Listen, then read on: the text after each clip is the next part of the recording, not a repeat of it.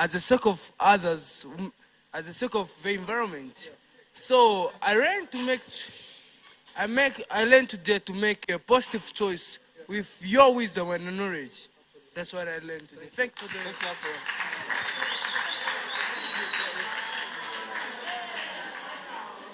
Both of you. Come, hurry up. Come. So tell your friends what you remember as well from what you learned this morning. In 1 minute. Okay. Let's go. Afternoon, everybody. I hope you're all good. What I've learned from this section is that if you're hungry for something, you have to be determination and you have to be disciplined. And you have to take responsibility for your actions. Thank you. So how is that? How are you going to apply that to yourself?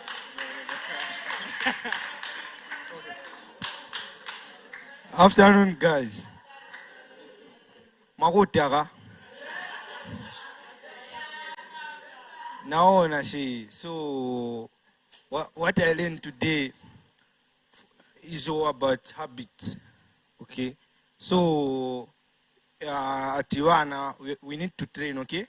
So that this Tizinkara, I don't know how I would say this, but as for me and the man, to be a man, you have to consider a certain character, like being responsible, hardworking, disciplined. Okay.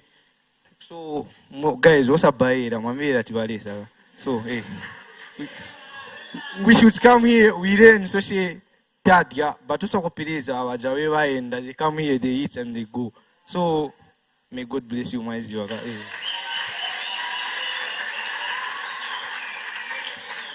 All right, fantastic. Thank you. Okay, so I think the crux of what we've been saying, right, like Pastor J said and Pastor Wezi said as well, is that as a man, the difference between you as a male and those that are here, right, you've made a choice, isn't it? You made a choice to say, okay, even after I've eaten, I would stay back and I would learn, right? Is those little decisions, that's why you start separating yourselves from other people, right? So if you're here, right, I would encourage you that, look, you need to listen to the next two people that are going to speak to you, right? Pastor Wizzy talked about how, it started, like us, how he needed to make choices, how he started investment and savings and making money, right? We're going to learn a bit about that as well this afternoon. But what is important and what is most important is that you are responsible for your choices, right? Whatever choices you make, whatever choices you take, at the end of the day, it is up to you. Do you understand? Right? So even with everything that you're hearing, and I realize that a lot of us are not bringing our notebooks. I see a few of us are writing, a few of us are asking for pens, but how many of us did not come here today with a notebook? You did not bring a notebook. Let me see your hands. We can't continue like that. Do you understand? Because there are a lot of things that people say that you need to write down. But if you don't bring your notebook, how do you write it down? Right? So now we are guys, right? Now we are friends. So I'm going to tell you, next time, if you're coming, you don't bring a notebook, I will not allow you in. Is that clear? Do you have an agreement? How much is a notebook? Very cheap, 2 kwacha. Right? Yeah. Yes, sir.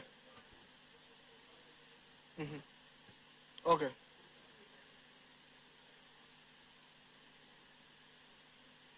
Okay. Okay. Okay, so we're going to give you... Yeah.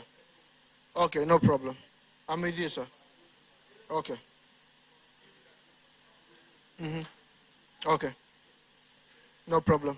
So again, Pastor J has saved you guys. If next time you're coming, we're going to give you notebooks, right? So I'll make sure that the notebooks are there. As you're coming, we're giving you the notebooks. But subsequently, you bring your notebook by yourself, right? If I see you in 2 months' time and I say, let me see the notes you've been taking, I must see your notes. Have we agreed on that? Because you cannot come and listen and not take notes. It means when you get home, there's nothing you're reading. And you heard Pastor Wesley said today, you need to keep reading. Do you understand? Fantastic. All right, cool. So I think we can get into the next session, right? Yeah, you want a question? Okay, yeah. About the books which Pastor Wezi recommended. Like as for me, they were not clear. Can they write it on the note on the board where I can copy? All right. So I think the first book that he talked about obviously was the book of Proverbs, right? And he said, we should all endeavor to read Proverbs on a weekly basis, isn't it?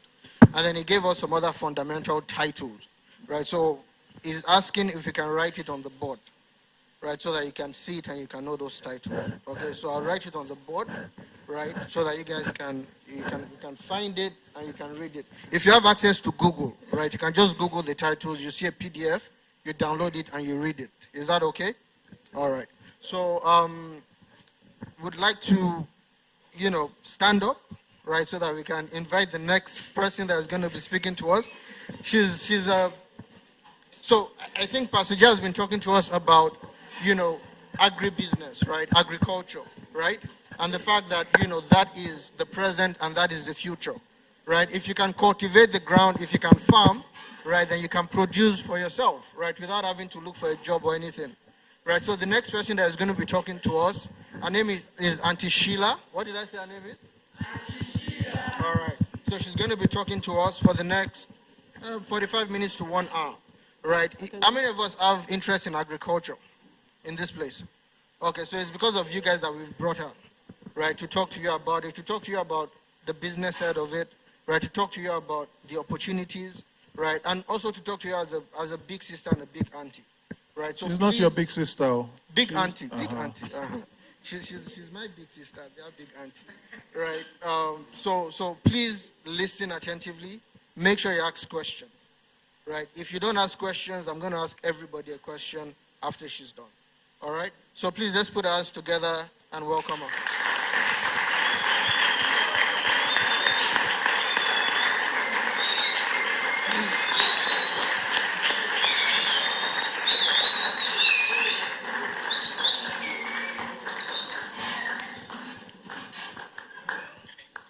Okay, you can sit down. She says you can sit down.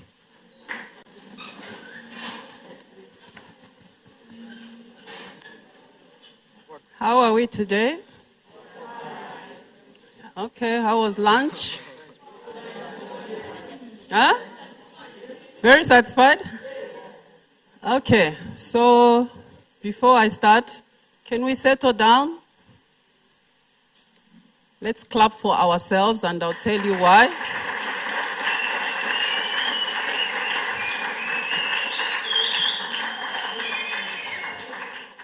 Some people don't even want to clap for themselves. Can they clap for another person if they can't clap for themselves? Huh?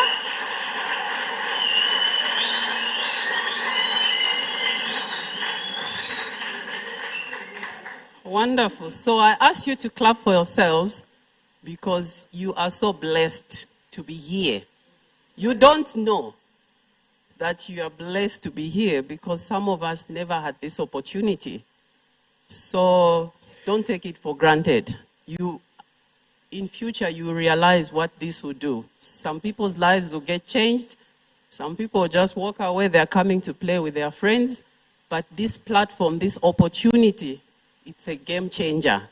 And that's why I said clap for yourselves because some of us didn't have this opportunity to come and let people talk to us. So we are ready to start. I've told you I've eaten, and I hope we don't get anybody dozing. Okay, so my name is Sheila Zulu. I'm an agronomist. Do we know who an agronomist is? Somebody said yes. Those who don't know, keep quiet. Somebody said they do. Who is an agronomist?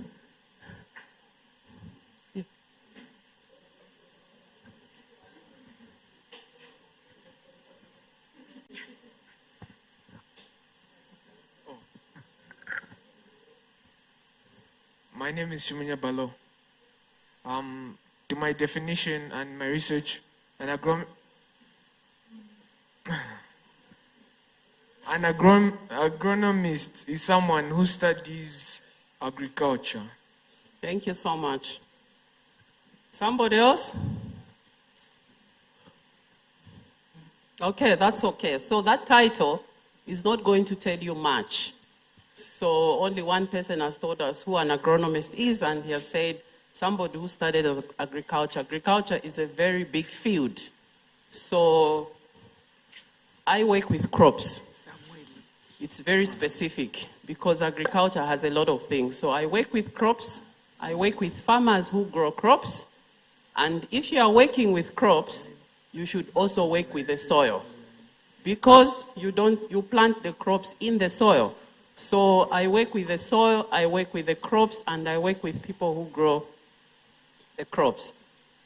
So I'll tell you a bit about how I got into this career. I've been in this agriculture space for a very long time, more than 15 years. I see some people here are not 15 years, so they were not born when I started, but we are all here together now. So getting into this career or the agriculture space, of course, it was a choice. I said it's a what? It's a choice. So a choice can be good, a choice can be bad. So for me, it was a choice. And when it comes to making choices, and I want you to get this today, when it comes to making a choice, it should come from you. It shouldn't come from somebody else. And the reason is that we are created differently. Each person is unique. Stop copying your friends. Every person is an original. There's no photocopy. Can you get that? Because when you are together, you want to do what your friend is doing. But we were created unique. Each person. What I have, you don't have. What you have, I don't have. It's bringing what we all have together to do something big. So when it comes to choices, you have to make sure that that is coming from you and not people telling you. If people tell you what to do, you won't do it perfectly because it's not coming from you. What is inside, it never finishes because you are created with it. It just keeps coming and coming and coming. So when it comes to choices, I told you that for me to get into the agriculture space, it was a choice. And that time, it wasn't fashionable. Maybe even now it's not fashionable. It wasn't fashionable, especially for the females, because that is a space nobody wanted to get into. So when it comes to agriculture, we need to clear certain lies that have been told. There are so many lies that have been told about agriculture. So before I tell you some lies that I was told and that are still here, do we know why people don't want to get into agriculture? Somebody to tell me. I call them lies because they are not true. Yes? Some people, because they are lazy. They are lazy? Fantastic. Because most people do agriculture are old people. So most people say that agriculture is for old people, like those people in the villages. Okay. Fantastic. Somebody else? And against that, they do not understand the value of agriculture. Okay. And they think that agriculture is a long-term asset. They want money fast. They want money fast. Good. There's a hand there.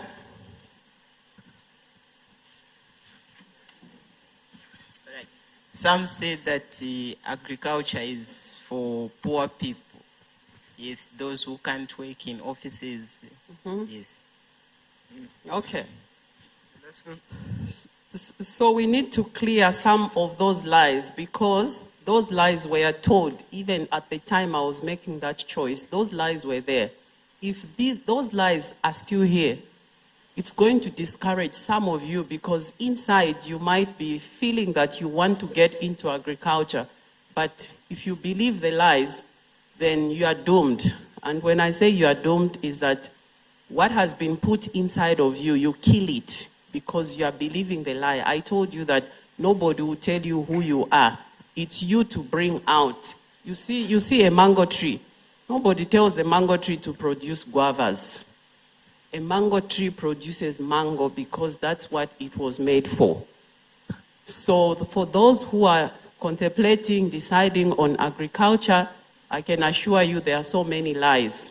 But the question is, are you going to go with the lies or you are going to bring out what is in you strongly? Because when you bring out what is in you, you actually rub off and destroy all the lies and you prove people. So, am I able to write? So somebody said it's for the order. Okay.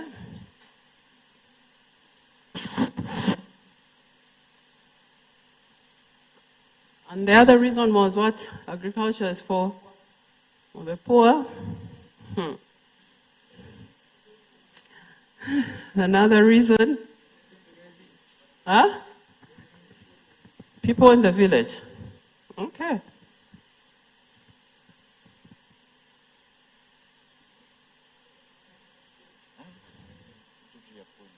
It's a dirty field. I'm looking at myself now. I'm not well educated.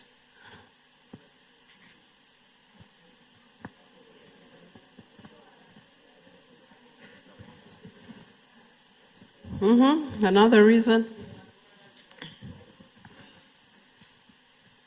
Use the mic. Requires hard work, excessive hard work, and a lot of patience.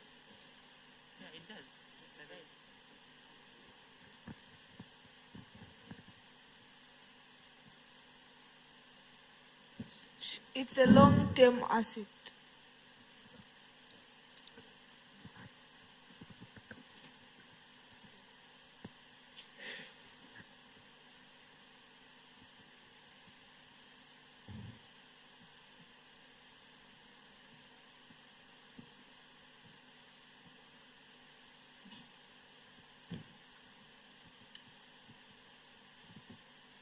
Sorry, I think I have one as well, because I've heard that, it's for the rich, people that can buy land and buy farm equipment and the like. We already have Okay, you have that. for the It's poor. for the poor, so it's also for the rich. I've heard that is for the rich people. Oh. Okay. Again, I guess people prefer white collar jobs rather than to. What's a white collar job? A white shirt and a tie and. Yeah, stuff like that.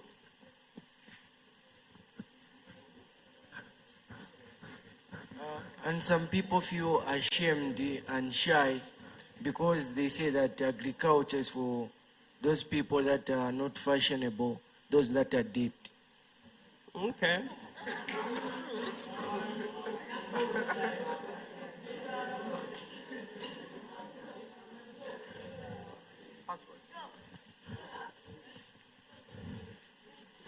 Okay, so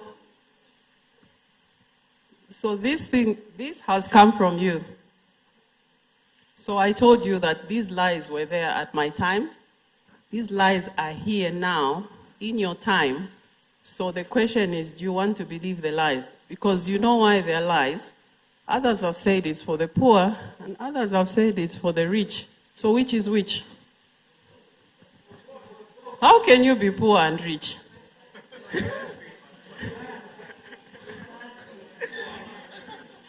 Okay, let's settle and focus. We have a serious discussion. Yes? So what I know, agriculture is for those people who've got passion into agriculture, and for the retirees, those people like you. Okay, so the retirees are going on to, okay, we'll put the retirees. Okay?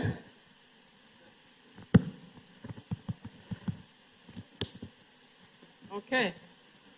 So, if we look at this has come from you people because you've heard this and this is what you are told.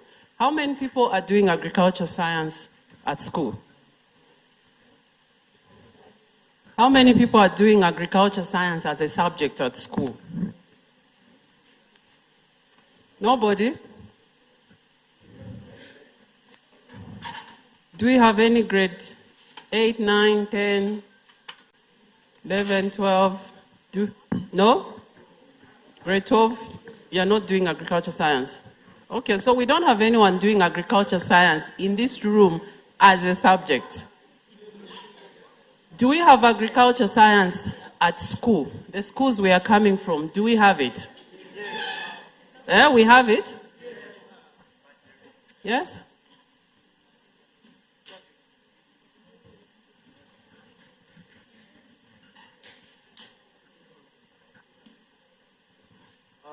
Nowadays, agriculture science is not taught in other schools, but they have introduced the learning about the crops. Okay, in photosynthesis, they have especially grade 8s and 9s, but 10 is not that much. So I'm asking about agriculture science as a subject, the way we have mathematics, we have biology, we have chemistry, we have physics. I'm asking about agriculture science. Oh, Madam. They have introduced it at our school, Twin Palm Secondary School, this year. They're greatly having it now. Okay, fantastic. Okay, so. Right here. Okay, yeah. Yeah, at Twin Palm Secondary School, they usually do a thing where they switch the subjects. Last year, there was agricultural science. This year, there's HE. Then the coming year, there'll be agricultural science. They usually switch them up. Okay.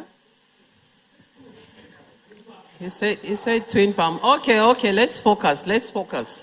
So let's start with the first one. It's for the old. Okay, so if it's for the old, what are they doing before they get old to get into agriculture? Huh? Does that make sense? Does it make sense? So they're just seated until they grow old. Then when they are old, they get into... so what do you call old?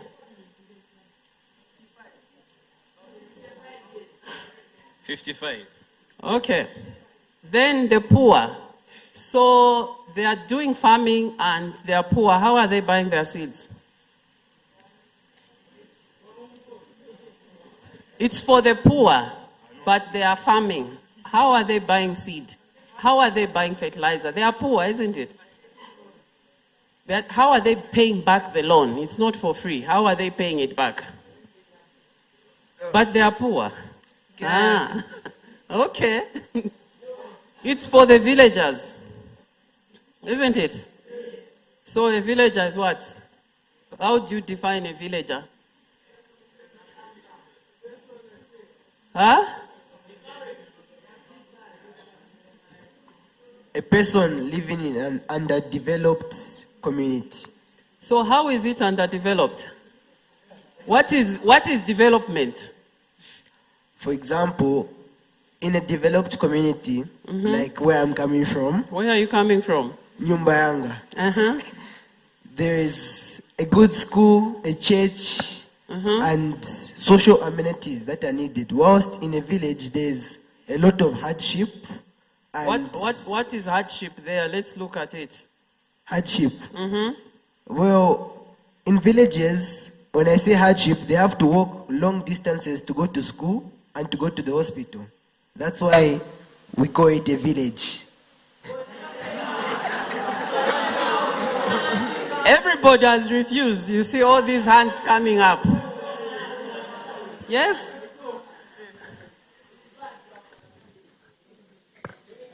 Okay, I would actually disagree with what he said. Actually, in villages, why they say it is for villagers is because most of the people that side, they farm like pumpkins and maize. That's what it says for the villages. But him saying it's undeveloped, that's kind of wrong. Even here, as we speak in Zambia and most in, what can I say? Like he said in, is it Nyumbayanga? That some people don't have cars. Obviously, they walk from school or to the hospital. And in villages, they do have churches, they do have schools. So I don't know what he's talking about. Just a point of correction. Okay, do we have a hand or we make progress? Point of correction. When he said it's underdeveloped, like underdeveloped areas, not all underdeveloped areas are considered to be villages, because we have areas like Chawama, they are not developed. So in my own point of view, a village or a villager is a person who comes from a rural area, where you have forests and stuff like that, farms like that. Yes. Okay. Let's make progress and let's not focus so much who is a villager and who is not. So you all know what that means. Then they're not educated. It's for the ones that are not educated. Huh? Is it true? So what is education? That's why I asked you when you said it's for the poor. I said they are able to buy seed. So they are able to go in a shop. They know how much it costs. They are not. So what is the education in your mind? So basically, what I know is farmers are educated because from the word education simply means being informed. So farmers are informed to say what time will their crops grow and what time it will not. So basically, farmers are educated because when you're educated, you're informed. Education doesn't mean you going to school with a sheet and the trousers. It doesn't. When you're informed, you're basically educated. So they're educated about farming, which means they know about farming, which means they're educated in that field. So they are educated. And it's called a village because it's remote. When something is at a remote place, it's called a village because it's far away. So remote means something being far away. So it's called a village because it's remote. Okay, so there's hard work. People don't want to work hard.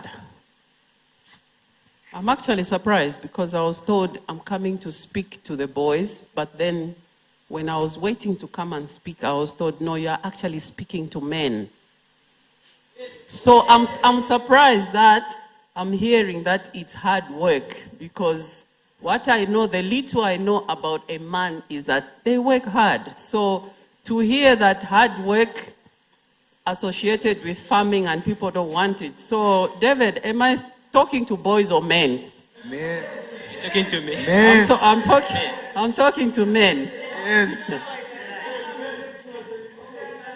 Okay. So I thought men, responsible, character, all those things. So, okay, that's fine. Then long term. Somebody said it's long term. What is long term? What is long term? Just give me an idea of a duration you consider long term. It's long term because of because of profit. Give me an idea of what is long term. Is it 1 year? Is it 2 years? Is it 3 years? What is long? How does that look like? Long term, for example, maybe 6 months. 6 months is long term. Yes. So people don't want it because it's long term. Yes. How old are you? They want some. we want to talk about it. How old are you? Just give a number. It doesn't need to be yours. Just give a number. 12.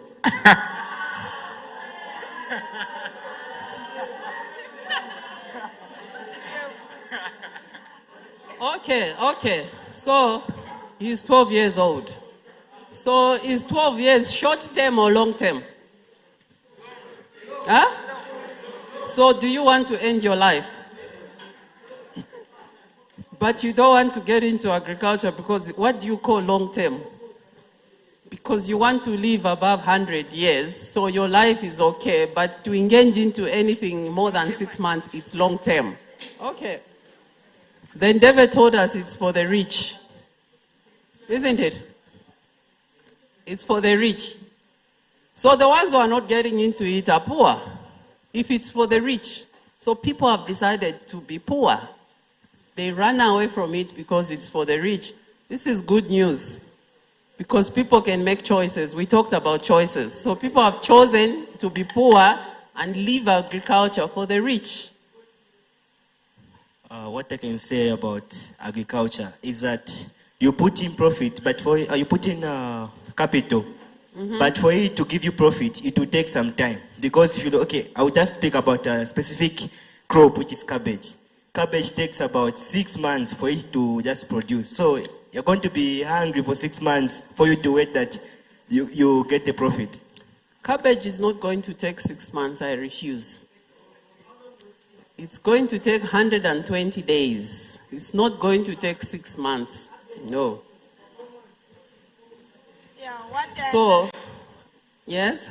what I understand from the word long term. Okay, now I wanted to talk to him. Is that okay? So is that the reason why you don't want to get into it? No, it's the reason why other people are not No, getting I'll into it. speak for yourself. No, Don't me. talk about them. Talk about yourself. Okay, as for me, I really want to do agriculture. Yes. Fantastic. So, but you should already know cabbage won't take you 6 months. Okay?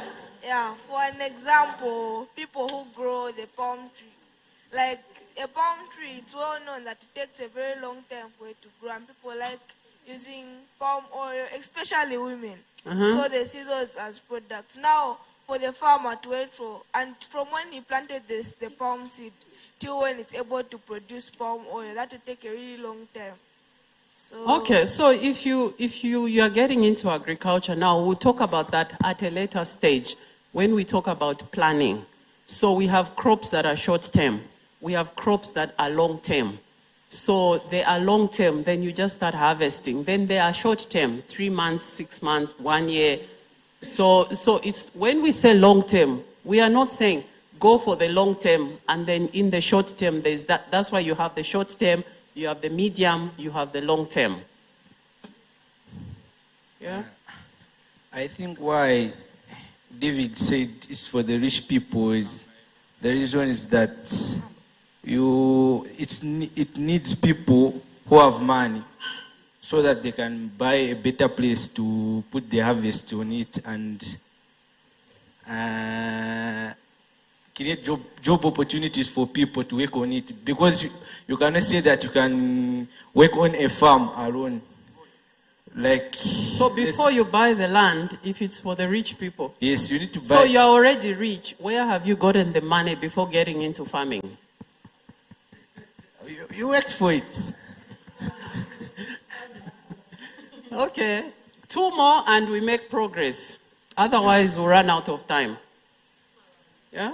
Yes, as for me, the way I think about it is that as for the villagers, somehow it's more like about tradition. In a case you are born in you are born in the village, like there's nothing you can do. Your parents cannot afford to maybe take you in towns. Like that's like part of your culture, your nature. As a result, you grow up, even you starting being a farmer. So how do you start to be a farmer if you have nothing? Where do you start from? But you carry on from what, let's say, your elders do. Yes, so when you say you have nothing, can you do anything with nothing? No. Okay, we make progress. Oh, people want white collar jobs. What are white collar jobs? Huh? A necktie? A white collar job. Jacket. A white collar job can easily be defined by someone who is working in an office, sitting on a chair with a white shirt, not working in the field and getting dates. Mshusha chani. Okay. Let's focus. Okay, we have heard that description. So we have an idea. It can, not necessarily a white shirt. It can be a blue shirt, it can be a green shirt, isn't it? Yeah, so they are refusing because they are saying it's not always a white shirt. So it can be any color. Okay, progress. Not fashionable. What is not fashionable? It's not fashionable. So what is this fashion? Huh? What is this fashion?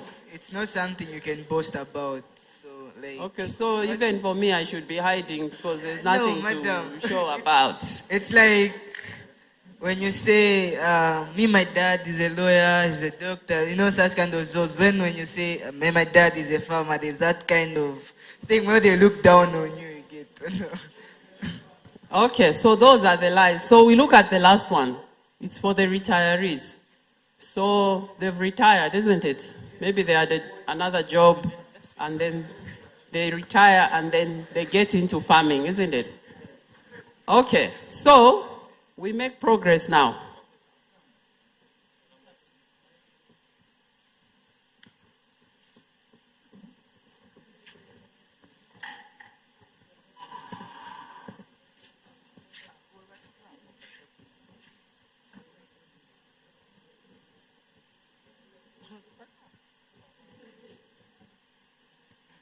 So do we have people here who are interested in agriculture? So how possible is that when it's for the poor, it's for the old? You are not old, you are not, nobody's older than me here. You are not old. You are going to school, so you are educated. And you are in the capital city of Zambia. So you still want to pursue agriculture. What's the reason? Yes? I think agriculture is profitable when you have patience and hard work. Yeah, but people say they don't want hard work and they don't want long term. Those things they don't want. Can we move the mic quickly? We want agriculture because we are passionate about it. That's why. Okay.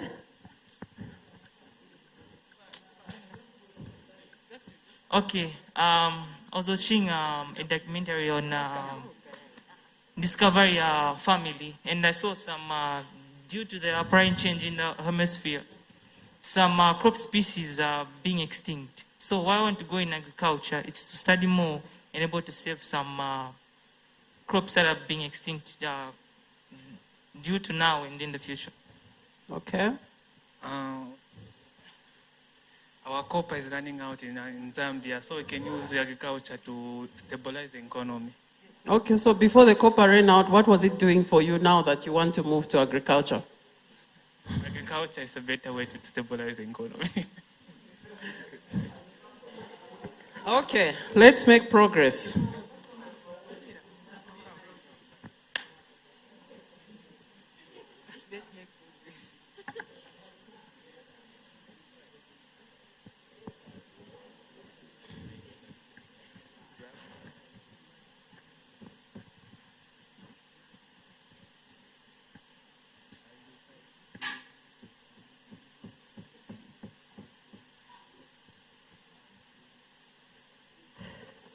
Okay, so from today onwards, especially those who are interested in agriculture, you need to start changing your thinking. I told you that there are so many lies out there, but if you are sure this is what you want, start changing your thinking. And I told you when I started that, clap for yourselves because you are blessed to be here. You are blessed to have people who are saying, where are they? I want to hold their hand. Some of us never had that. So those who are interested in agriculture, you stick with people who are in agriculture.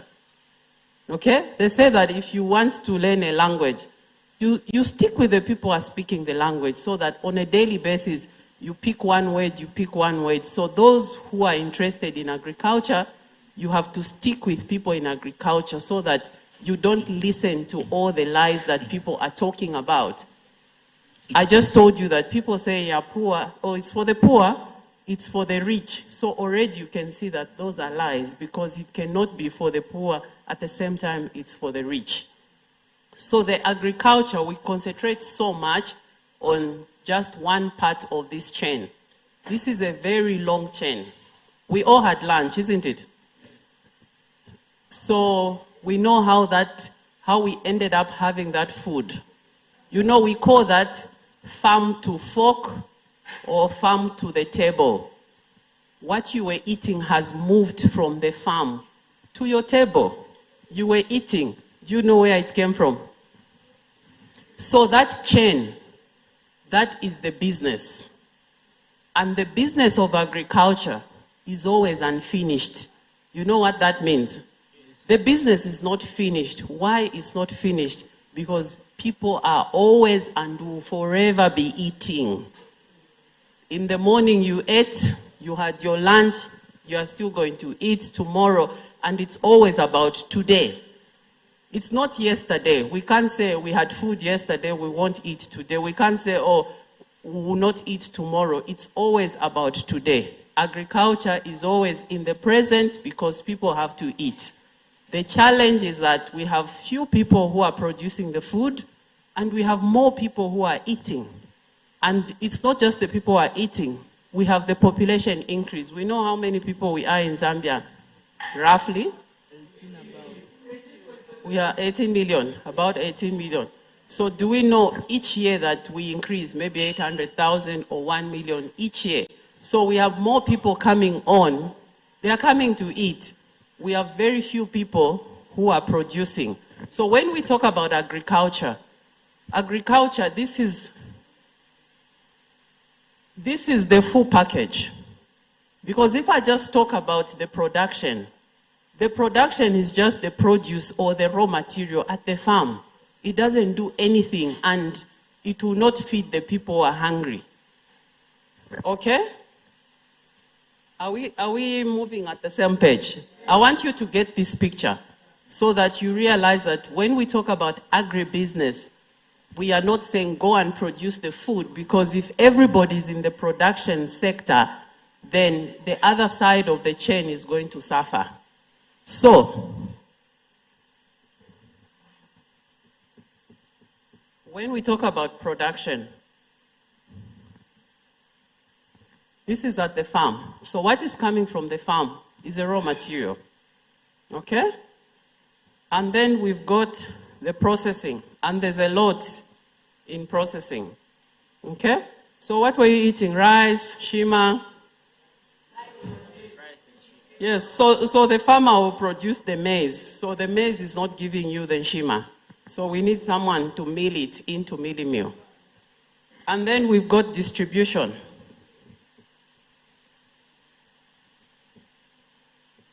So if you look at this, it looks very simple, but it's a very long chain. Let me give you an example of the crop we are growing now is wheat. You know what we use wheat for, isn't it? Okay. So the farmer is going to produce the wheat, that's a raw material. So when the farmer produces that, it has to move. Who is going to move it? It has to move from the farm. Who's going to move it? The driver, isn't it? Yes, the driver, somebody who is into transport is going to move that. When they move it, it has to be stored. There should be somebody in storage. We know the storage silos. That is a business on its own. They are just into the business of storage.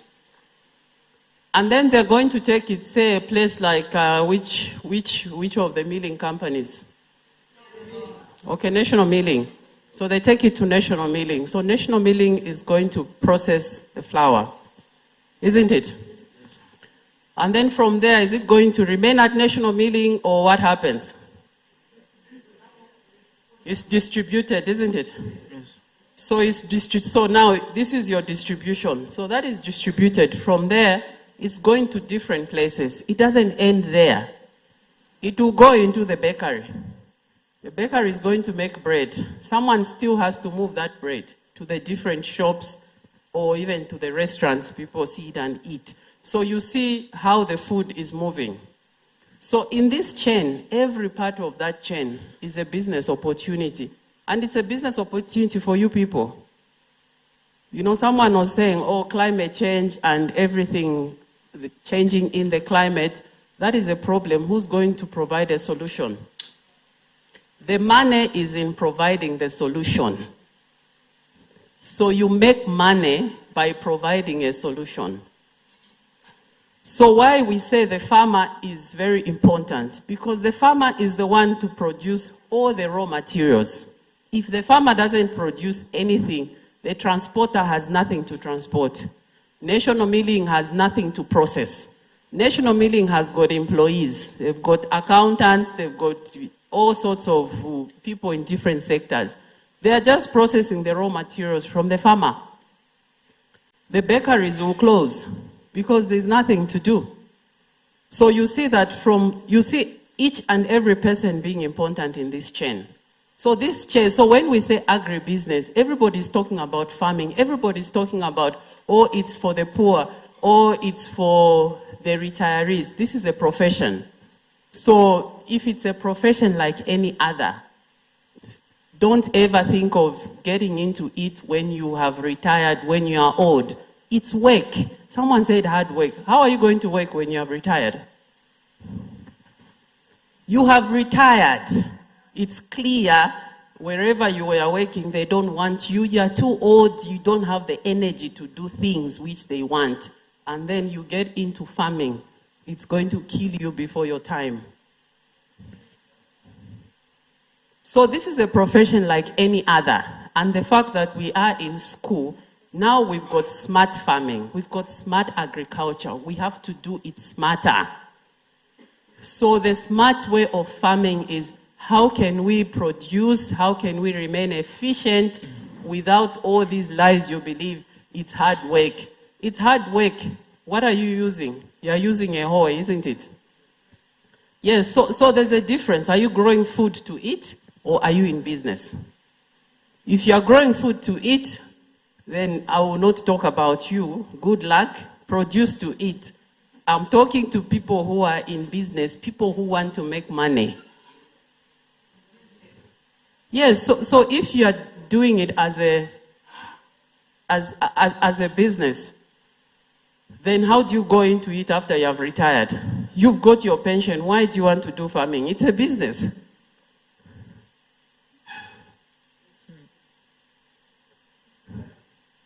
To keep you running.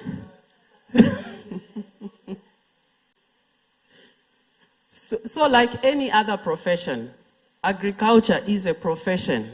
And those who are interested, we don't just talk about it. We have to do it. The food you were eating, they didn't talk about it. They produced, they processed, they've distributed it. They even cooked it for you to be able to eat. Everybody's eating every day. You know, they say that we don't go to the doctor all the time because we are fit, we are healthy.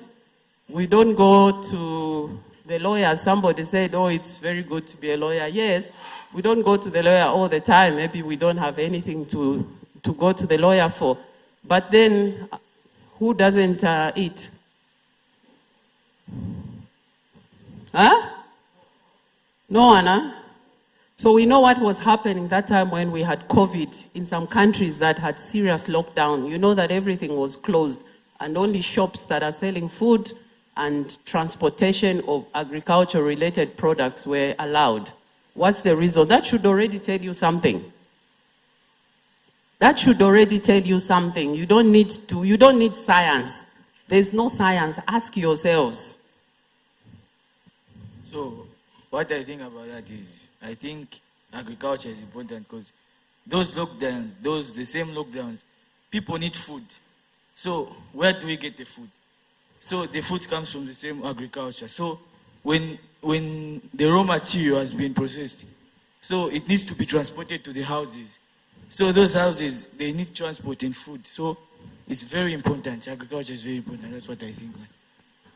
Okay. Somebody else?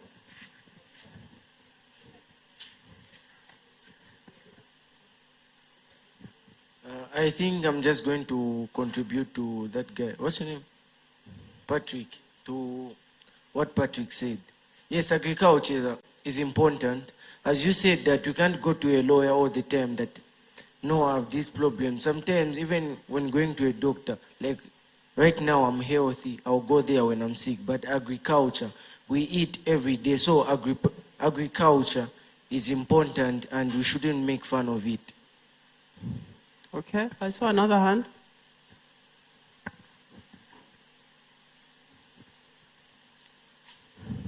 Okay, so are we getting this picture? We are getting the picture. So are we already thinking where we want to fit in? Because you can be a transporter for agriculture produce, but you should know that there should be a produce to transport. If you want, you can process the agriculture produce, but there should be the raw material to process. So you see why each person is depending on another person. Yes? Madam, me have a question. As in, like generally we all know that agriculture is all about planting and it's all about planting. Then there's this thing which I don't know if they brought now or what's been there. I just can't realize that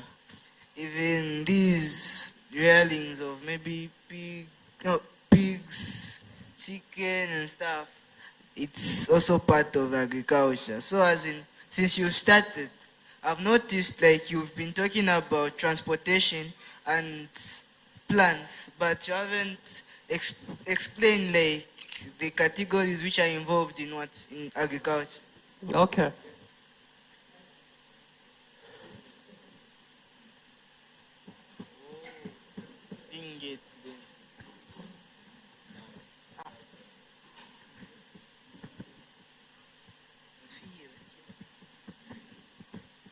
So these are the two main ones. So in each of these categories, you break it further down. There are different types of livestock, different type of crops. So what you should understand is that this is a very big industry. And why I'm saying it's a big industry, people don't want to get into it, but we are fighting and competing in the very small spaces. You see when the birds are flying, do you see them having an accident in the sky? There is enough space for everybody, and that's the agriculture space. It's like the sky. There is so much, even if we were all to get into it, we will not exhaust it. Because just from the livestock, there's so much technology, there's so much innovation. Our shoes, the milk, someone can just get into the milk industry. They will do our cheese, they will do yogurt, they will do butter. Somebody will get into leather, they will do our clothes, they will do all sorts of things. When it comes to the food, we can process so many things. There's a share for everybody. But we don't want to get into it. And I told you that providing solutions is where you make the money. You have to make the money. Someone was talking about white-collar job. White-collar job, you agree a salary. You are given the money. You are not making the money. Do you see the difference? Let me give you an example. How much is a banana? 1 kwacha. If you get, okay, 1 kwacha. If you get three bananas and you get 10,000 kwacha cash, you put the money and you put the bananas. And then you get a monkey. What are they going to choose? They'll choose bananas. The bananas are 3 kwacha. Then they'll leave the 10,000 kwacha. And this is the mind we have, is that we want to eat now. We don't want to look beyond, because this money will buy you land, you grow the bananas, you'll be eating forever. But we want 2 bananas, are they ready? Yes. We don't want to go and produce. So the money that you are going to make, you have to make the money. The money that you are going to earn, it's fixed. You see the difference? So everybody wants to have money. You can have 1 million, you can have 20 million, you can have all the money that you want, but you only do that by making the money. So you make the money by creating a solution for people. People will come because you have a solution. They will bring the money to you. You understand? You see the way there are so many people in the shopping malls. Does anybody force us to go to the shopping malls? Why do we go on our own? Yes, we are hungry. We don't want to produce the food, so we'll look for the money. We are giving the people the money. So can we be in a position where we are creating the money? Because the money we create is very sustainable. People are talking about retirees.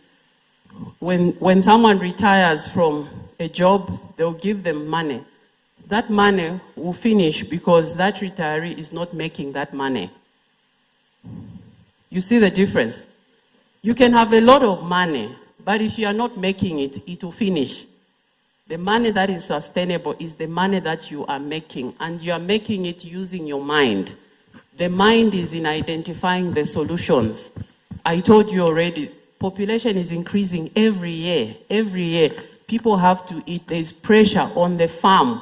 But even if the farmer was to produce so much, we still need somebody to transport that. We need somebody to process. There's so much to do in the processing. Can I ask a question, Sheila? in Zambia, do you have a lot of rich farmers? Yeah, we actually had that discussion earlier. Some people's perception is that it's for the poor, and others it's for the rich. Okay. So we agreed it was a lie, because if we can't have rich people and poor people within the same space. So when it comes to the rich, we have extremely, extremely rich. When I say extremely, is that I hope we'll be able to visit some of these farms at a certain stage for those who are getting into agric space. I told you, those interested in agric, stick with the people in agric. So when it comes to rich, I'm talking about people who buy planes because they want to go for a meeting quickly and come back and work. So they're not buying a car because sometimes in rain season the roads are bad. So they don't want to drive. They'll buy a plane to come to Lusaka, do their things and go back. So how much does a plane cost? So they have their planes in Zambia. They have their planes in Zambia. They have airstrips on the farm, which some people think it's a bush. They have airstrips. The planes are there. They are using those planes for transport because they are so busy. Time is of essence, and that is the faster way for them to move to different places. And then you have a lot of foreigners here farming in Zambia. Why are Zambians not doing it and foreigners coming in here to do it? Is it that they're better than us? Why are they farming on our land? They're not better than us. I'm just from giving an illustration of money and bananas. Yes. So we just had that illustration. And the thinking behind that is that we cannot see what we can make out of that land. You know, people say we have so much land because we are sleeping. So the ones who are awake, and sleeping is not going to bed and closing our eyes. Sleeping is failing to see where we can make money. That is sleeping. Oswald gave us an acronym for that. It says poverty. Poor means people, what? Something, opportunities regularly. Say it again. The word poor means passing on opportunities repeatedly. Passing on opportunities. So poor people are people that pass on our land and think there's nothing, because the land in Zambia is opportunity for every one of. How many people have to apply to be a farmer? You need job application to be a farmer. So if you finish school today, do you have to apply for a job? No? How many years do you think it takes to apply for a job? You have to apply for a job. I know some people were recruited, some teachers were recruited yesterday. Others have been waiting for a long time. So can you imagine how many people come out to be teachers in Zambia? So you go to school, you do education to teach. How many of them do you think get a job? A few. A very few. Now, why is it that people are not going to farm? When farming, for a teacher, how much do they pay a teacher? How much? 4,000 kwacha a month. Sorry? 3,400. That's before tax, isn't it? Because they'll still tax them. How many farmers do they tax? A few. So when you are a farmer, they don't even tax you. I'm sure they'll be hearing me now saying we have to tax them.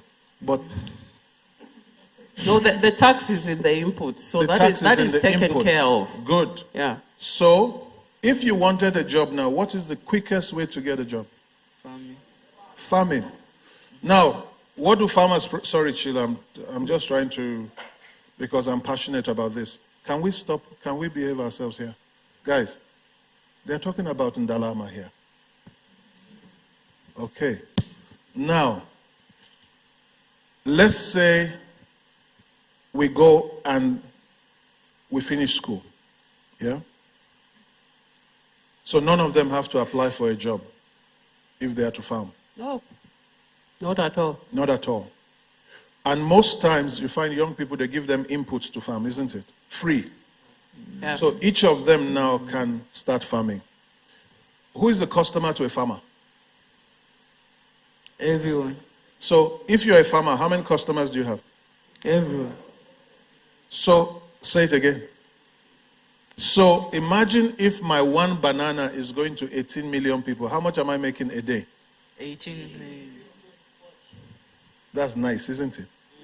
So, why can't you now start thinking about, God, how can I feed 18 million people? By being a farmer. Now, let me do this. Sheila, I'm sorry. Now, this is Zambia. You did geography, isn't it? So, this is Zambia. Yeah? So, we have Zambia here. What's around Zambia? Which countries? Give me. East of Zambia, you have Malawi. Zim. SA. Angola is where? North. So Angola is. DRC is somewhere here, yeah? North. Tanzania is somewhere here. TZ. Congo. Mozambique is which side? Because they have to do Zungilila to get there. So, Namibia is somewhere this side, correct? Botswana. Namibia, Botswana should be somewhere here. So let's say Bots. So Namibia. Okay, so 1, 2, 3, 4, 5, 6, 7, 8, 9. Are we correct? What's the population of Congo? Huh? Over 40, 50 million. Okay? Over. TZ is about how much? Again, over, huh? 3. Over 40 million. Malawi is what? Over 30 million. Mozambique. So basically, all these countries now, do you see why God puts you in the middle of all these countries? Because if you're a farmer, you can send them food. So who should be the richest person in Zambia? The farmer. Listen, listen, listen. Because the farmer has all these millions of people. Do you know how much, if you raise eggs, because that's part of agri, isn't it? If I raise eggs and I took to the border in Congo, what would they give me? You buy the egg. How much is an egg? 2 kwacha. Huh? 2 kwacha. 2 kwacha. If I took it here to Congo, how much do you think they'll pay me? They won't pay me 5 kwacha, they pay me maybe $1. Because they don't spend kwacha, so they'll be giving me $1. So if I just started today to start doing chickens and to start making eggs, and I have them and I take them to Congo, they give you 2 kwacha here, they give you $2 here. Yet you are going to be begging someone to give you a job for 3,000. Why am I begging for 3,000 when I can take my food, my fish to Congo, my beef to Angola? I can take all this and sell to all these people from here. Yes? Madam, so... I like when you said madam. He's serious now. Yeah, it's serious business. So, are there some restrictions in like transporting things into other countries? That's what agribusiness is sharing with you. So that's what I was saying, that when the farmer produces, somebody has to move it. Someone has to move it because it has to go to different places. I'm saying like the restrictions, like restricting you taking the goods into other No, countries. there are no restrictions. There are no restrictions. You may just have to do the paperwork. And the paperwork is, I'm taking my eggs to Congo. What do I require? The truck has insurance, it has COMESA, it has everything that is required for you to cross the border and not for you to take the produce.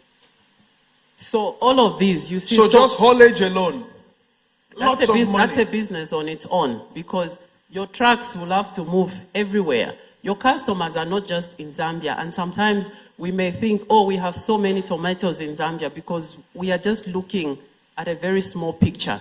There are places like Congo. Let's take tomatoes. Tomatoes, sorry. I want you guys to see what she's saying. You remember, poverty is people what? Passing on opportunities. Repeatedly. Now, take tomato. You see, I'm excited, eh? I'm excited about you guys. So take tomato. You can give me the other one there. How much tomato do you think waste? How much tomato waste? How much tomato waste? Do you know how much mangoes waste? If I took that and I started to make it tomato paste, I'm not farming. I'm just going to them and collecting all the tomato that is about to go rotten. And they throw them away. You know that? A lot of places. If I just took that in my small yard there, and I start from home making tomato, I can make tomato jam, I can make tomato paste, I can make tomato juice. All that is in agribusiness. You can do it in your house. You can make juice, apple juice, mango juice from your house. So why are people lining up to say, I don't have a job? Because they are not thinking about agribusiness. So, Thank you, Sheila. Let me leave you alone. Okay. So when we talk about the job that is paying 4,000 kwacha, the 4,000 kwacha, remember that it's coming after 30 days. Yes. 8 to 5, Monday to Friday, 4,000 kwacha. Madam. Do people eat once in 30 days? They eat every day. So you make money every day? Minimum 3 times a day and 5 or 6 times a day. Madam, my physics teacher, I'm sure those from my class can agree with me. He told us that when he started doing his businesses, he was able to make his salary in 4 days. So he also told us to say, in business, they do not look at your age and where you are.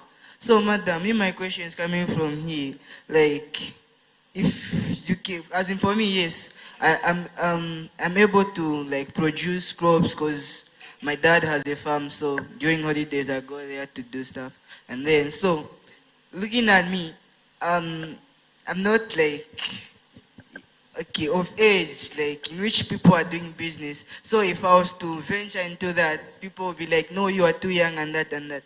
So as in, where like, okay, let me put it generally, like for us young ones, do we have to make like, or maybe get a license, those which big people get, like for them to doing their business and stuff? Okay, so first answer to your question is, remember when we started, we talked about all the lies that people tell about agriculture. So when you say you are young, what is the age? Because you said agriculture is for the old. What is the age of the old? We talked about sleeping. Sleeping means you cannot see the opportunities. That has nothing to do with age. There are people who may be 70 years, 80 years. They are sleeping because they've not seen the opportunity, so they are still young. And there are people who are 10 years old. They have awakened because they can see the opportunities. So the aspect of age, that is a lie, because you are going to 20 years from now, you look back and realize that you lost an opportunity that should have changed the whole game. So again, do they allow like... Now the other question was the license. So the license, if we are talking about business, business would be the business regulation that we have in the country. What license do you have depending on what you are trading in? As in, I'm sure for you to get a license there, you need to have an NRC. So Sheila, do you need a license to be a farmer? No, you don't need a license. You don't need an application you don't need to apply to be a farmer, but you just need the mind to identify that you are able to provide a solution. Yes, now, madam. Do you need a license to sell what you produce on your farm? No, unless you have to, if you have to take it out of the country, but sometimes you can sell it to the transporter and then he does, but unless you start moving into those spaces. Number 3, can a young boy right now of their age become a farmer? A very successful one, not just a farmer for lifestyle or for by the way, a business. Are there many young boys like this that are farmers already? Very few, but the sad part is that the young ones like these are children of commercial farmers who have seen the money being made by their fathers, and they are holding on to that and they are growing into that space. So farming as agribusiness is a huge opportunity. All these young boys can become millionaires if they start. Exactly. And like we said, the customer is not the 18 million people in Zambia. The customer are all the neighbors around. I told you already that a place like Congo is not so advanced in agriculture like we are. But every day everybody is eating, so that is a huge market. And they're buying already. their food from Zambia. They're buying their food from here and not at a cheaper price. So now, if Mark Zuckerberg became a billionaire with an app, it means Zambian young men can become billionaires by farming. Yes. Do you have to go to get PhD to become a farmer? No, you don't Do you have need a master's degree to become a farmer? No. Do you need school fees to become a farmer? No, you don't. So as they are like this, if they have interest, they can become a farmer. Exactly. And make more money than people that work in office. Yes, and I told them that this is not to be talked about.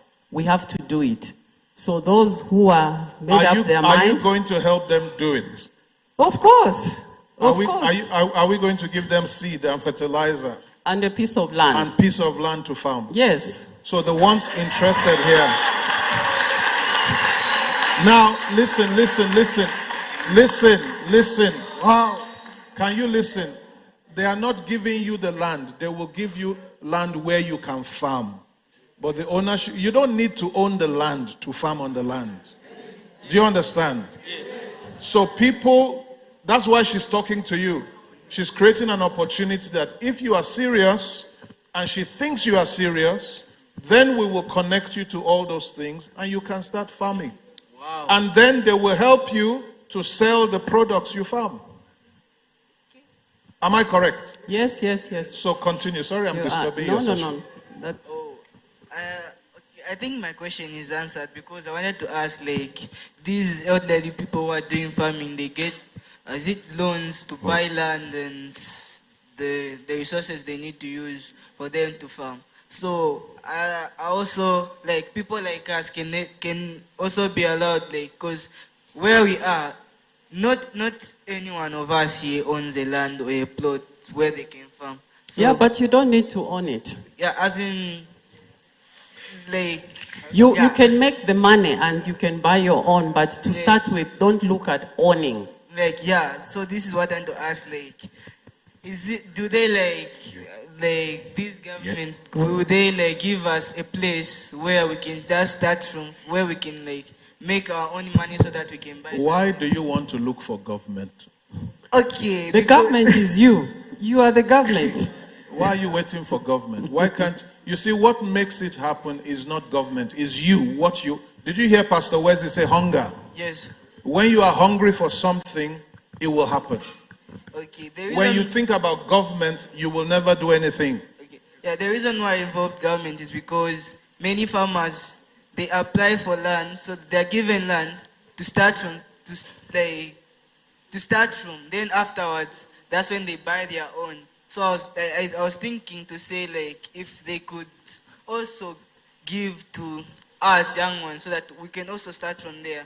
And then when we have our own money, we buy for... The government has a relocation agenda for young people that want to farm. Okay. So if you are hungry, you will find out the information. You will go there and ask. There's already all that. The government is focused on SMEs, focused on youth, focused on agriculture. It's for you to... So if you sit here, you see, when you sit here and we do everything for you, we are not helping you. Yes. If you are hungry for... Did you hear Pastor Wesley today? Yes. When you are hungry, you go and find out. Okay. Does it make sense? Yes. So those questions are baby questions now. If you are really hungry, you will wait for her by her car. You will ask her everything and you say, I want to learn. Okay. That's hunger. So don't think that there's nothing being done to the young ones. The young ones are not there. Yes? Yeah. So, Madam, I wanted to ask a question. Yes. Okay, you want to, like, plant tobacco. Do you need the license for that? No, you don't need a license. You don't need a license to grow anything unless the crop is illegal. Maybe marijuana, I think that one, it has to be regulated. I think it's the only one I know. But tobacco, no. Don't you know any tobacco farmer? Yeah, so if you go to Eastern Province, if you go to Mukushi Farm Block, if you go to Choma, you go to Kalomo, thousands of hectares people are growing tobacco. Madam, thank you very much for the information that you have given to us. Just want to say that even in the science department, we all need the agriculture because some compounds of which we formulate or make, they come from agriculture. Let us look at organic chemistry. Organic chemistry, we come to look at macro molecules of which we combine small things to get bigger things. So farming, it is a very good sector, and I'm thinking of doing it because, let me just give a practical example. Like us at our home, we do farming, like a small garden, and I just want to know a lot of things, how to grow and how to discover more. With you, I'm sure that I will have a lot of information and learn more. Fantastic. So just adding on to what he has said, that the chemistry around all the organic compounds. So right now, the price of fertilizer is so high, and that is already a challenge to the farmers. So I told you that you make money by providing solutions. So if you have that knowledge of all the compounds that are making the nutrients for the crops, you come up with a solution and say, we can put this together, it will provide the nutrients for the crop, and you move into that space. Okay? So very good. So we have some talking to do. I told you it's not, we have to go and do it. It's practical, and it's not without challenges. Sorry, Sheila, before you take the next question, I just realized we were showing them Angola, Mozambique. How about the compound where you live? How many people eat tomato there? Imagine if you and your friends, 4 or 5 of you, come together and say to yourselves, let's grow tomato, that instead of them going to city market, you'll be taking the tomato to their homes and selling to them. That's money, isn't it? You don't have to go to Congo. In your compound. And if you want to do that, we're ready to help you do that. Mm-hmm. Okay.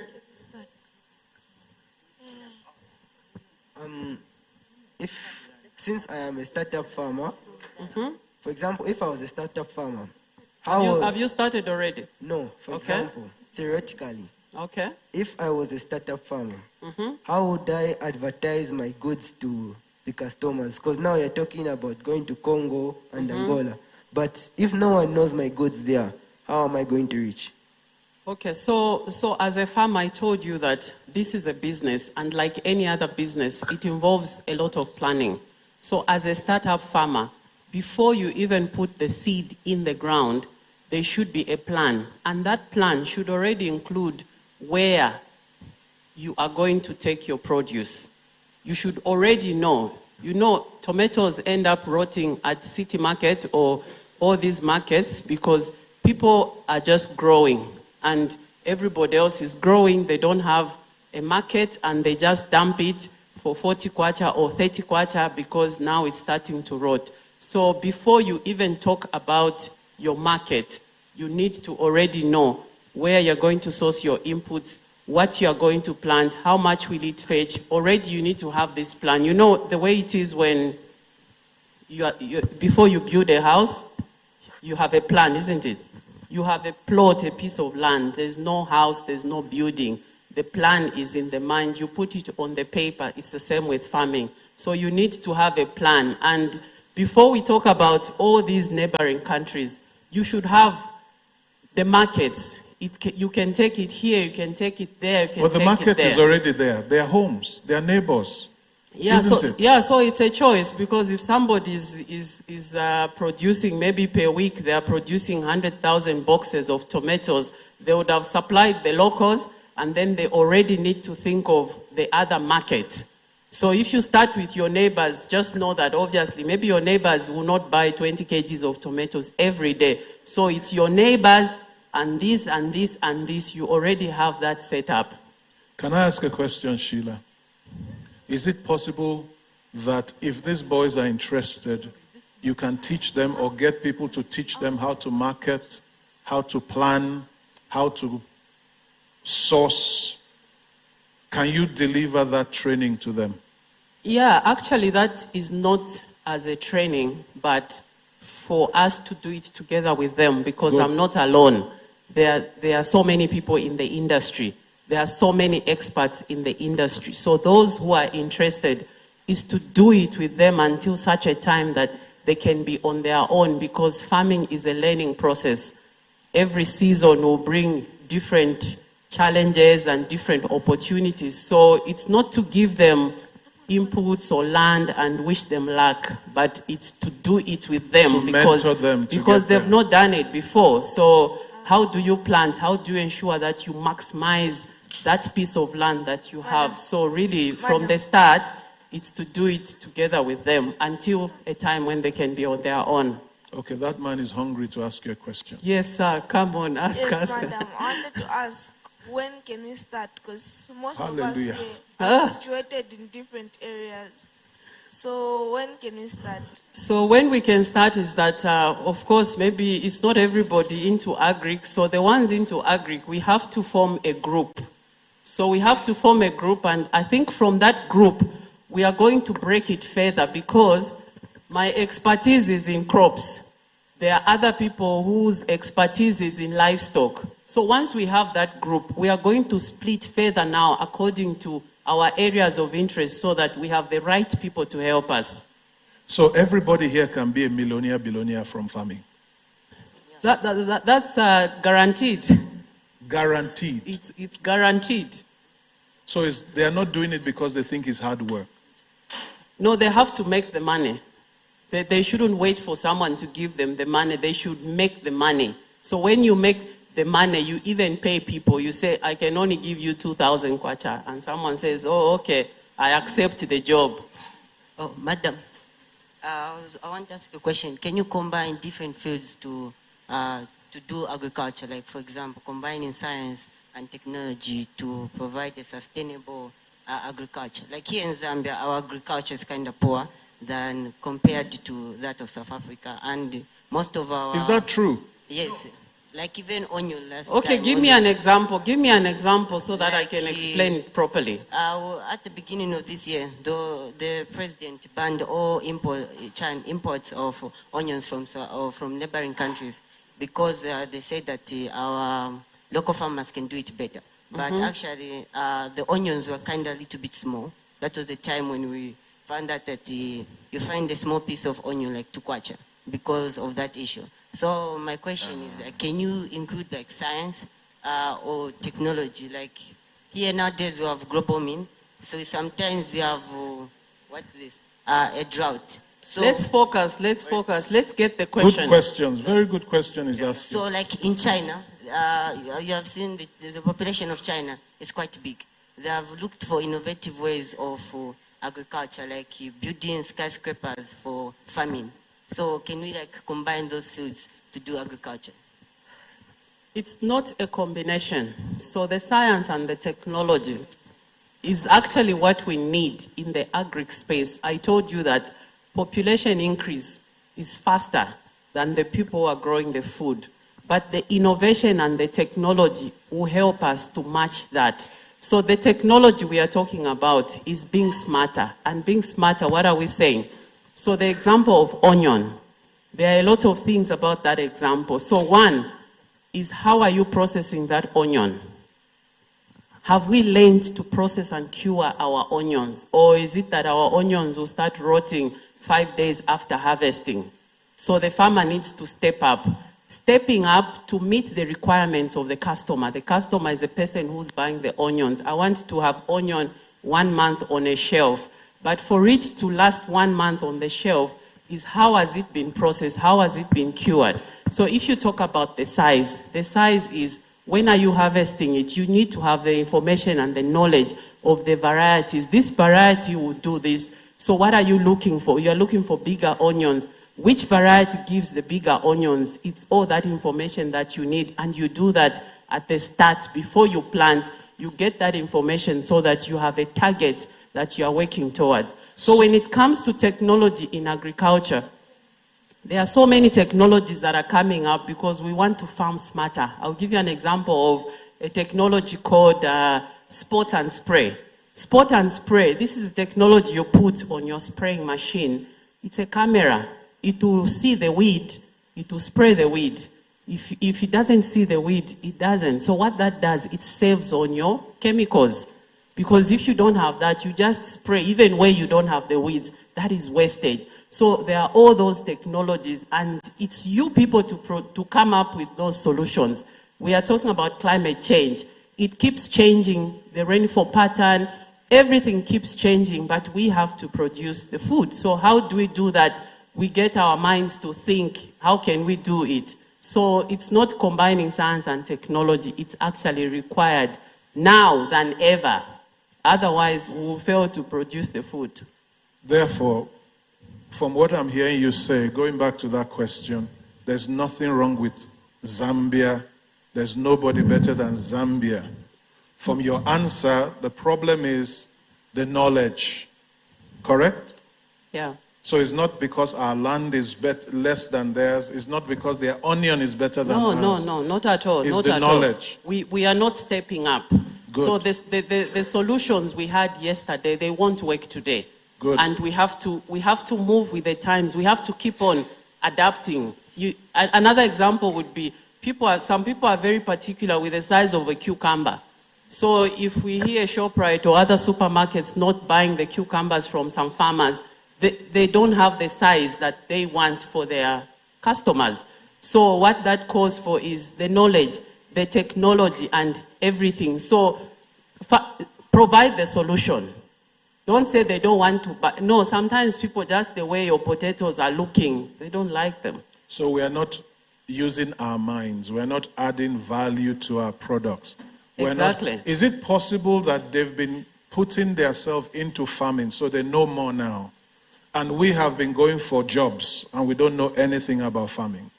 Yeah, but they keep improving because farming is not... Because they're practicing it, they're doing it every day. They're doing it, they're getting their lessons, and they're doing it better and better and better. So like I said, that what we have now, we may not have it 10 years from now. It keeps on changing, but it requires that improvement. So if Zambian youth start to farm, they'll start learning about farming. They'll start learning. And they can do the same and do better. And do better, and this is a space where you have to be exposed globally because everybody is farming. If you look at crops like maize, soybeans, wheat, these are global crops. Everywhere, everybody is growing these crops. So you can't do farming in a box, in a silo. No, you have to get all sorts of information. You have to keep on. Oh, we have a question. Madam, why don't we start with export before giving out around Zambia? Because through export we earn more money, like starting from Malawi. We know that Malawi has been going through a downfall of agriculture for a very long time. So I'm thinking that why can't we start by exporting to Malawi, then after Malawi we go to Congo? Because Malawi has a weaker economy than Congo. And we also know that Congo and Zimbabwe are going down too. So after Congo we can go to Zimbabwe. Fantastic, fantastic. But you have to produce first, isn't it? So before we can, so what is going to determine where we take our produce is the quantity. How much have we produced? We have to produce first, because if I produce a 50 kg bag of maize, I cannot take it to Congo because all the money will go in my transporting that 50 kg to take it to Congo. So first, we have to produce, and you realize that when you produce, you already have the market within, and if that market is saturated, then you can take it to Congo. But first, you have to produce. Yeah, why can't we exercise both quantity and quality so that we don't have any problems in doing that, and we can use national matters to help us in selling this, to help us in selling goods. Because already our president, he also does agriculture. So he's trying to bring up our agriculture. So we can take these matters like the Ministry of Agriculture, because it's the Ministry of Agriculture. We can take these matters and inform them about this, so they can help us to take this to the other countries. And they can help us with the technology. Because, as you said, the 50 bags of onions, we can also, when we inform them, they also help us in giving us seeds and those things, and they'll pay for that. And they also give us a technology for us to be able to produce more. Okay, so two parts to that question is, the government has not refused us from taking wherever we want. So the support the government has given us is that you can sell wherever you want. That is, so it's not going to them to say, we want to do that. They've already said the market is open. And when we talk about the technologies, it's not the government giving us the technologies. It's us, the farmers, saying, this is becoming difficult. Do we have a technology? That technology may not be in Zambia. That's why I said, as a farmer, you don't work in isolation. It's a global profession. You are having challenges with these pests. What is the solution? So it's probably it would be somebody maybe from this room to say, I have developed this technology, and this technology is for the farmer. So the government has given us an environment to operate. That is the support that we want. Unless government has stopped us from doing anything, then we can go to them and say, this is what we want to do, but the environment has already been created. So, madam, I think me, myself, like maybe 3 decades from now, will they sow the land that we use, will they sow be unfertile due to maybe climate change, and maybe planting too much of my crops, madam? No, the land will still just be okay. So as a farmer, you have that responsibility, because I heard you learned that now you're men because you are responsible. So with farming, the level of responsibility is very high, because your land is the resource that you are using to make money. So as you are farming, you have a responsibility to take care of your soil. So as you are farming, there are a lot of practices where you put back into the soil. So you put some fertilizer, but there should be some nutrients already. So as a farmer, it calls for that responsibility, because that is what you have. You have to make money from that. Maybe you have to pass it on to other generations. So you don't want to deplete it, but people who are not responsible, yes, they're able to deplete that, maybe move to another piece of land. But as everybody gets onto farming, there will be no land. If you look at Lusaka now, even just with a plot to build a house, they'll tell you there's no land. Hi, sorry, can I add to, especially on the part of technology, because that piqued my interest, right, when you guys started talking about it. And maybe just to encourage the people that are interested in IT as well, hopefully we'll be able to get professionals who are doing IT and agriculture at some point to come and talk to us. But, everything, including agriculture, is about data now, right? There are parts of the world where they can predict how much product is going to come from a single seed, right? Everything is remote. Everything is remote monitoring. You don't need to go to the farm to go and put your fertilizer, right? Or to inject your cows with, the vaccine, right? Everything can be done remotely, right? So what I'm saying is, look, especially for those guys who might not be very much interested in agriculture, but you are very much interested in IT and technology, right? There is a place for you, right? So you're not left out. Like she said, where technology comes in is it begins to enable agriculture, right? In terms of, the things that would typically, I remember when they used to do the irrigation, right? And you'd have to go with your thing and you pour water, but now you have those long things where all you have to do is turn it on from one place and it kind of like irrigates every other place. So that's the thing with innovation, and with us guys that are in IT, right? It's our responsibility to understand agriculture, right? Understand the challenges in agriculture, and then begin to think of the solutions, right? That would enable these guys to do what they are doing, right? But you can't think from an IT point of view if you don't understand the challenges that is going on in agriculture. So even if you don't have interest in becoming a farmer, even though she said you should have interest in becoming a farmer, have that interest because you want to build solutions that the farmers and the agricultural people are going to use. So the main component is providing a solution. Yeah. So if there's a problem with the farming practice, you are the IT specialist, bring the solution. It can just be an app that maybe you're providing information on prices. Then you don't need to go to the market to say, how much are the tomatoes today? Someone has developed an app and they are updating prices. And people are paying for that. So that is a solution. So you have to provide a solution. So the mind comes in where you have to identify the problem and provide the solution. Then you make your money. So the money is not in job application. No, I'm waiting. You are really at their mercy. Okay, madam. Okay, what said earlier, he talked about youths here in Zambia. So do you have programs where you go and teach youths about farming? Because I've noticed one thing here in Zambia, young ones are not interested in kind of farming. I remember when we first started in grade 10, we had a chemistry class.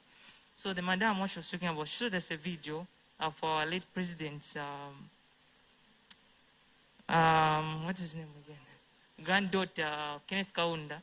She was on a conference where big people came and she talked about agriculture. She talked about the same thing, the same issue I'm talking about, where young people in Zambia are not interested in agriculture.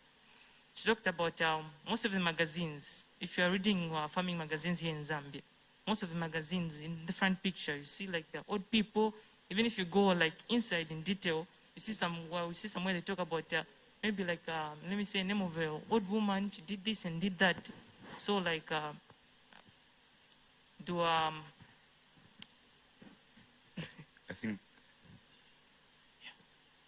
think agriculture and also such stuff, do they have a system where you go and teach youths about farming? I think I can answer him. Last time our president did the youth in there, whereby it was about agriculture produce. So they are impacting the youths. They are teaching the youths. It's currently going, because most times us as youths, we tend to think that agriculture isn't the way forward, as it has already been said, to think like the white collar job is the job, but agriculture is the backbone of our nation already, So they are now trying to put the youths into it, because obviously our mothers and fathers are actually growing up, as we can see. So it now be our responsibility for us to take up what they are leaving behind. So they are teaching us. So that is it is into consideration. It's happening actually. They are teaching the youths about farming and all that. So before we even go far away, we are here. We'll get together. We'll do it. We don't need a building. We don't need a curriculum. We don't need an exam. Okay. Okay, so we now have an idea of what this chain looks like. Isn't it? So we know what it takes for the food to move from the farm to the table and all the business opportunities. So the ball is in your hands to make those decisions. And I told you that you make a decision from inside of you and not copying from your friends. So, madam, how do certain companies produce such goods, maybe like mango juice? Because mango grows in a specific season, and mango juice is produced the whole year. Then, say that again? As in your question? My question is that how do certain companies produce goods like mango juice? Because mango grows in a specific year, and mango juice is produced the whole year. So how do they manage to produce mango juice and have the same quality of mango as they produce it the whole year, since it grows in a specific season? So mango doesn't grow once a year. So the mango they are using to produce your juice is coming from everywhere. Each place has different seasons. So they'll get the mangoes here when it's in season. They'll get mangoes elsewhere when it's in season. So it's not just Zambia. And when it's in season, they'll extract as much as they want to continue in production. Okay, so we should start winding up now. Oh, and madam, for the mangoes, most times they preserve the mangoes. These days, there are chemicals which can preserve the food you produce. So they preserve them, then they'll use them later when they're needed. Okay. Madam, my name is Shimiya Balo. Yes, I have a question. So if we officially start this project of ours for youth planning, will we be divided into various sections of agriculture, such as yourself? No,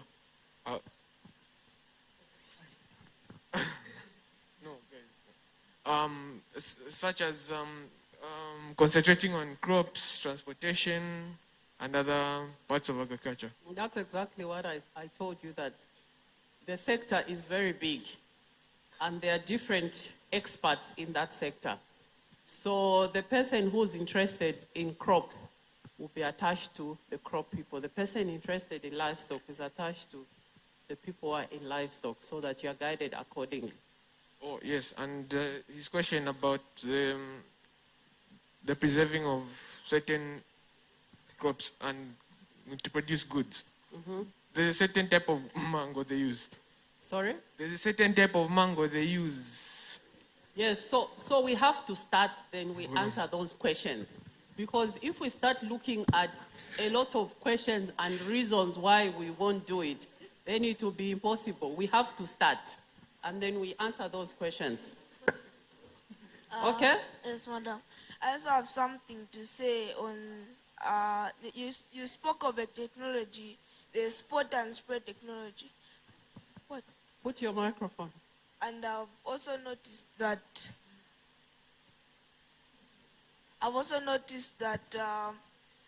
near, the vegetables, 5 years, the 5 years vegetable, the weed that normally grows next to it is lumanda. Yeah.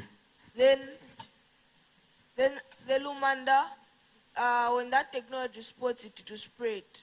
But we as humans can also get the lumanda and plant it somewhere else, making it also an asset of selling. So the decision to spray is you, the farmer. You make that decision as a farmer. So if you've got 5 years and you've got lumanda, you have nothing to spray, because your lumanda is also your food. It's also something you can sell. So you don't spray.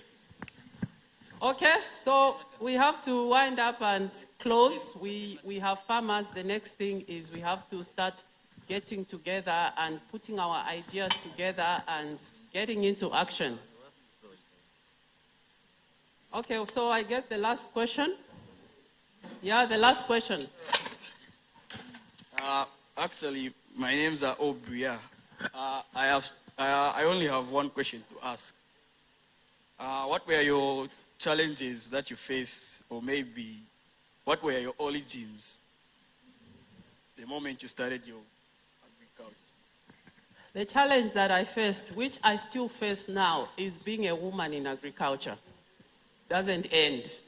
It started a long time and it's still here. So that is another lie that has been told, that it's for the men and it's not for women. So it is a challenge because you can give up. So as a woman, if you get into something and you're told, this is for men, if you believe that, then you kill that dream. So the challenge for me has been and is still being a woman in the agriculture space. Okay, so awesome. Thank you so much. Thank you. And,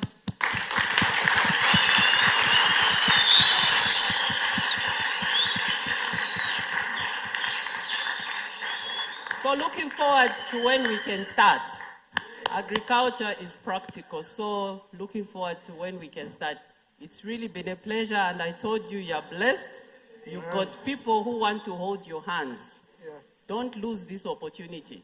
Yeah. Thank you so much. Thank you.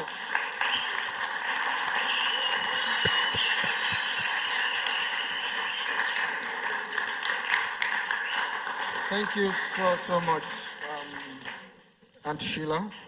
We appreciate your time. Right. I hope you've learned one or two things today.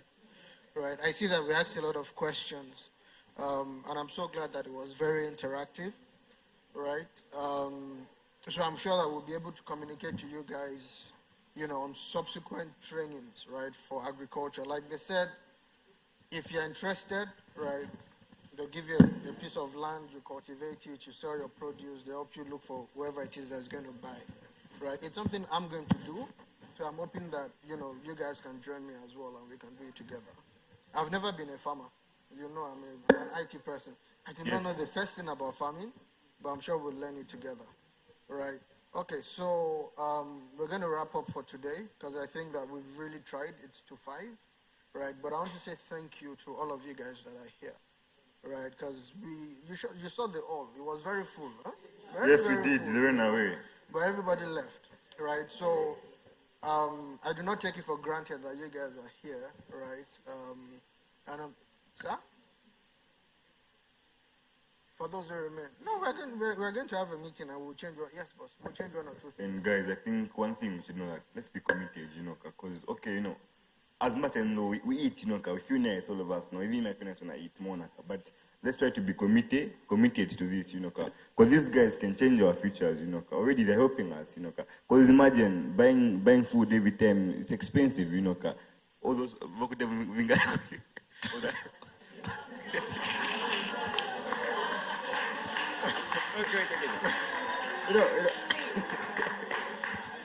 Okay.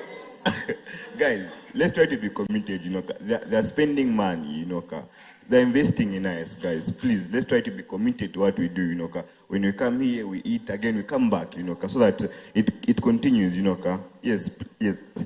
All right. Thanks, man. Okay, so like you said, right, we can't do this without you guys. It's a two-way thing, right? We all left our